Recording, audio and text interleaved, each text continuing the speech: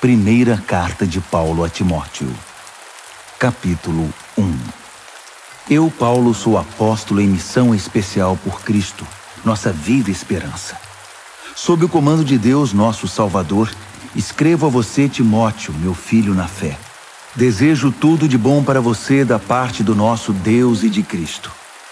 A caminho da província da Macedônia, aconselhei você a permanecer em Éfeso. Pois bem, não mudei de ideia.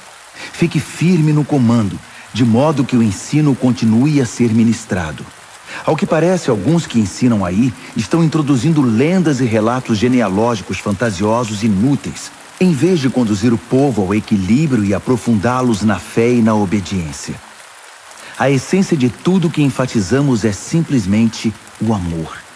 Amor não contaminado por interesse próprio e fé corrompida, ou seja, uma vida aberta para Deus. Os que se distanciam da essência logo se perdem num labirinto de futilidades. Eles se apresentam como especialistas em assuntos religiosos, mas a despeito de toda a eloquência, não sabem o que estão falando. É verdade que a orientação moral e o conselho são necessários, mas vale lembrar: como dizer e a quem dizer são tão importantes quanto o que dizer. É óbvio que o código da lei não é dirigido a pessoas responsáveis, mas aos irresponsáveis, que desafiam a autoridade e não pensam no que é certo a respeito de Deus, da vida, do sexo, da verdade e assim por diante. Eles desdenham da mensagem que o grande Deus me incumbiu de transmitir. Sou grato a Jesus Cristo, que me julgou capaz de cumprir esta tarefa, mesmo que eu não merecesse confiança. Você sabe, ele me confiou este ministério. As únicas credenciais que eu trouxe foram agressão, intolerância e arrogância. Mas fui tratado com misericórdia, porque não sabia o que estava fazendo. Não sabia contra quem lutava. A graça, misturada com a fé e o amor, foi derramada sobre mim e dentro de mim. E tudo por causa de Jesus. Aqui está uma palavra que você pode levar no coração e confiar nela. Jesus Cristo veio ao mundo para salvar os pecadores. Eu sou a prova, o pecador público número 1, de alguém que jamais conseguiria nada, a não ser por pura misericórdia. E agora ele me apresenta como prova de sua paciência sem fim aos que confiam nele para sempre. Profunda honra e esplendorosa glória ao Rei de todos os tempos, Deus único, imortal, invisível, sempre e sempre. Amém. Estou passando essa tarefa a você, meu filho Timóteo. A palavra profética dirigida a você nos preparou para isso. Todas aquelas orações serão atendidas para que você faça um bom trabalho e seja destemido em sua luta e apegado à fé. Afinal, estamos numa guerra. Alguns, você sabe, por relaxar na firmeza e por pensar que qualquer coisa é válida, fizeram da vida de fé uma bagunça. Himeneu e Alexandre estão entre eles. Eu os entreguei a Satanás para que aprendam a não blasfemar. 1 Timóteo, capítulo 2. A primeira coisa que quero que você faça é orar. Ore como souber por todos os que você conhece. Ore especialmente pelos líderes e seus governos, para que governem bem, de modo que estejamos tranquilos quanto à nossa vida simples, em contemplação humilde. É assim que o Deus Salvador quer que vivamos. Ele quer que não somente nós, mas todos sejam salvos e conheçam a verdade que nós aprendemos: que existe um Deus, apenas um, e um sacerdote mediador entre Deus e nós, Jesus, que se ofereceu em resgate por todos os prisioneiros do pecado para libertá-los. Pouco a pouco as notícias vão se espalhando, e esta tem sido minha única tarefa: levar essas notícias aos que nunca ouviram nada a respeito de Deus e explicar como a mensagem opera, pela fé simples e pela verdade singela. Considerando que a oração está na base de tudo isso, o que mais quero é que os homens orem, em vez de ficar brigando como inimigos, e levantem mãos santas para Deus. Quero também que as mulheres tenham sua participação, portando-se com humildade na presença de Deus, sem obsessão por ficar se enfeitando na frente do espelho ou correndo atrás da última moda, mas fazendo um belo trabalho para Deus, tornando-se belas dessa maneira. Não permito que as mulheres assumam o comando e digam aos homens o que fazer. Elas devem ficar quietas e obedientes, como os demais. Adão foi feito primeiro, depois Eva. A mulher foi enganada primeiro. Foi a pioneira no pecado. E Adão imediatamente depois. Mas o ato de dar à luz trouxe salvação, invertendo a situação de Eva. No entanto, a salvação vem apenas para os que perseveram na fé, no amor e na santidade. E isso os torna maduros. Tenha certeza disso. 1 a Timóteo, capítulo 3. Se alguém deseja ser líder na igreja, ótimo, mas há algumas condições. Deve ser alguém de boa reputação, fiel à esposa, de fácil relacionamento e hospitaleiro. Deve entender do que fala, não ser muito chegado em vinho e não ser controlador, mas gentil. Não deve ser sensível demais a críticas, nem movido pela ganância. Deve administrar bem seus negócios, ser atencioso para com os filhos e respeitado por eles. Pois se alguém não é capaz de lidar com os próprios negócios, como poderá cuidar da igreja de Deus? Não deve ser novato na fé, para que a posição não suba a cabeça, e assim não caia na armadilha do diabo. O mesmo vale para os que querem servir em outras funções na igreja. Cristãos sérios, sem falsidade e não muito chegados em vinho, e que não estejam no ministério pensando em ganho pessoal. Devem ter respeito pelo mistério da fé, não usando a posição em proveito próprio. Eles devem ser testados. Se mostrarem que são capazes, que assumam sua função. Nenhuma exceção deve ser feita às mulheres. Para elas, as mesmas qualificações, sérias e confiáveis. Não devem ser faladeiras, nem muito chegadas em vinho. Quem serve na igreja deve ter compromisso com o cônjuge, ser atencioso com os filhos e cuidadoso nos negócios. Os que cumprem devidamente o papel de servo serão respeitados. Um crédito verdadeiro para a fé em Jesus. Espero visitá-lo em breve, mas caso eu me atrase, escreva esta carta para que você saiba como devem ser as coisas na casa do Senhor, a Igreja Viva de Deus, defensora da verdade. A vida cristã é um grande mistério, muito além do nosso entendimento, mas algumas coisas são bem claras. Esteve entre nós em corpo humano, foi justificado pelo Espírito, foi visto por anjos, foi proclamado entre todos os povos, crido em todo o mundo, recebido na glória celestial. 1 Timóteo, capítulo 4. O Espírito deixa claro que à medida que o tempo passa, alguns desistirão da fé para seguir ilusões demoníacas ensinadas por profissionais da mentira. Esses impostores mentem tão bem e há tanto tempo que perderam toda a noção de verdade. Eles vão proibir o casamento, vão dizer que não se pode comer este ou aquele alimento, comida perfeitamente boa que Deus criou para ser ingerida com alegria e ação de graças pelos que conhecem a verdade. Tudo que Deus criou é bom e deve ser recebido com gratidão.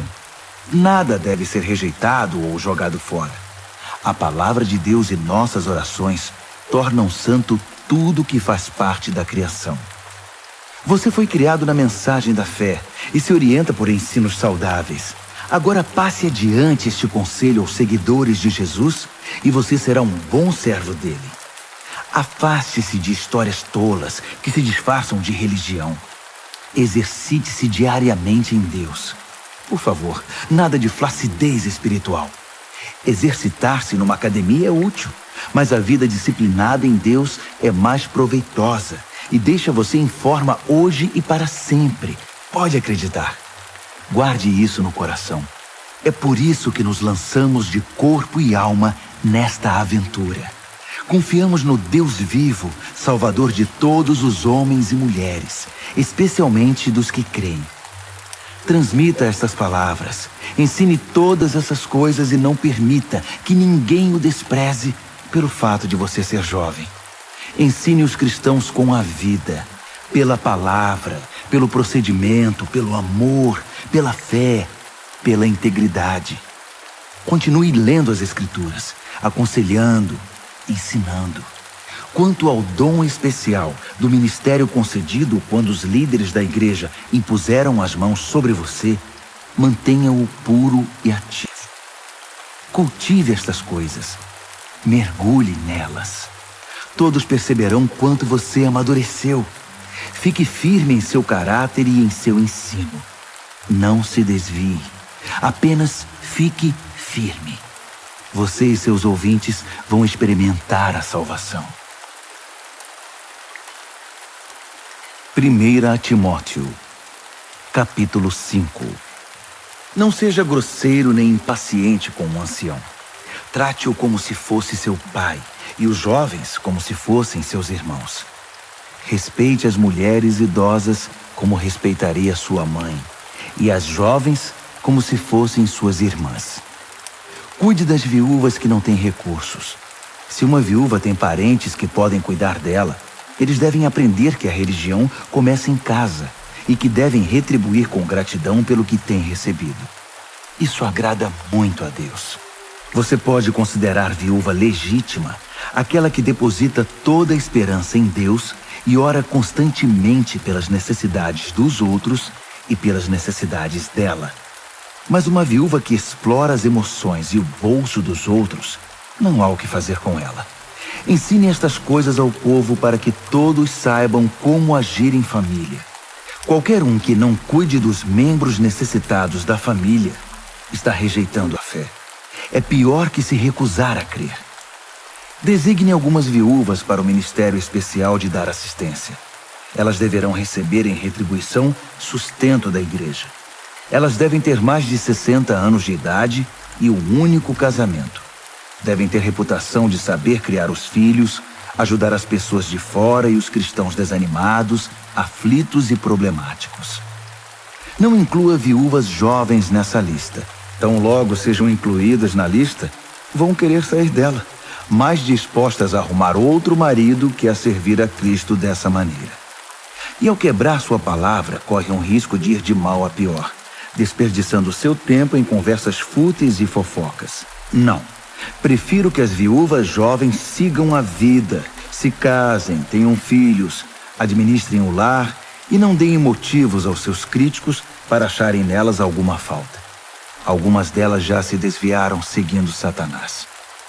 Qualquer mulher cristã que tenha viúvas na família é responsável por elas.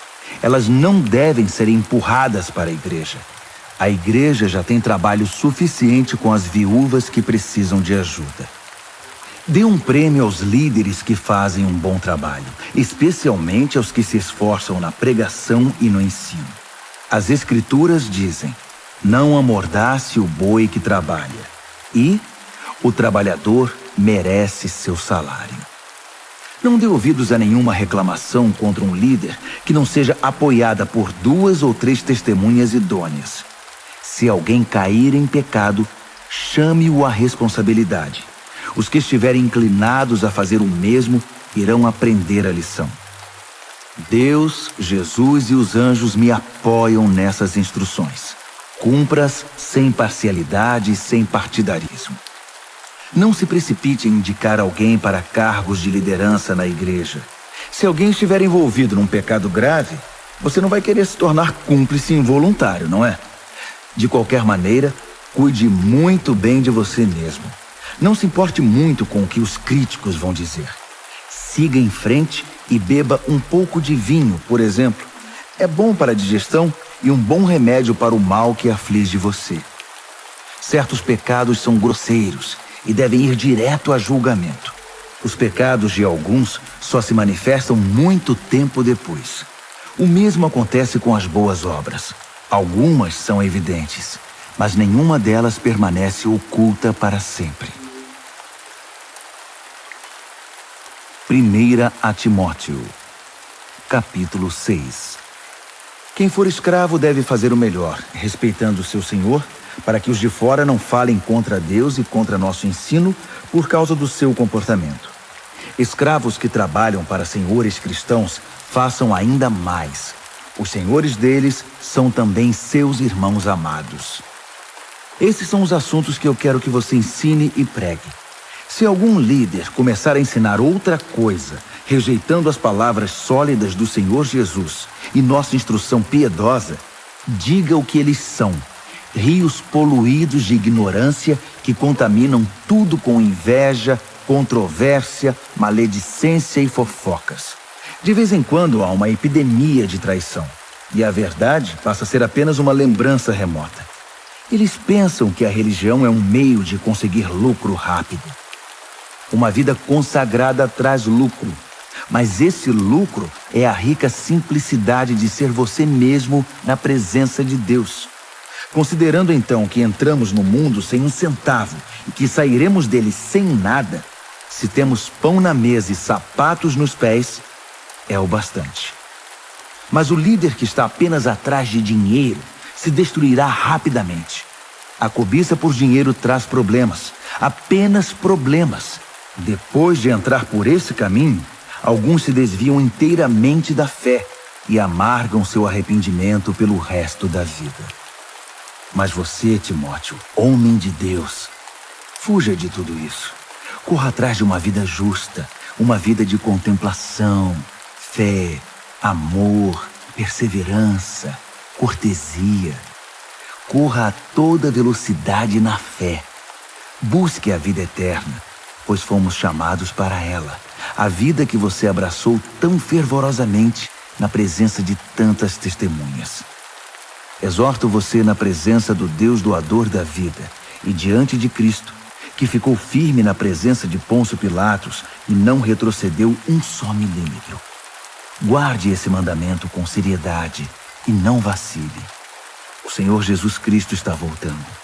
Ele vai se manifestar no tempo certo e sua vinda está garantida pelo bendito e incontestável soberano, pelo Supremo Rei, o Altíssimo Deus. Ele é o único que a morte não pode tocar. Sua luz é tão brilhante que ninguém pode chegar perto. Ele nunca foi visto por olhos humanos. Olhos humanos não conseguem percebê-lo. A ele toda a honra e o domínio eterno. Amém. Diga aos ricos na riqueza deste mundo que deixem de lado a empáfia e a obsessão por dinheiro que está aqui hoje e desaparece amanhã. Diga-lhes que busquem Deus, que ajunta muitas riquezas que jamais conseguiríamos administrar, e façam o bem para que sejam ricos em ajudar os outros e sejam para lá de generosos. Se agirem assim, irão ajuntar um tesouro que vai permanecer e ainda obterão a vida que é a verdadeira vida. Quanto a você, meu prezado Timóteo, guarde o tesouro que recebeu. Guarde-o com sua vida. Evite a religião de aparências e a confusão praticada pelos que se denominam sábios.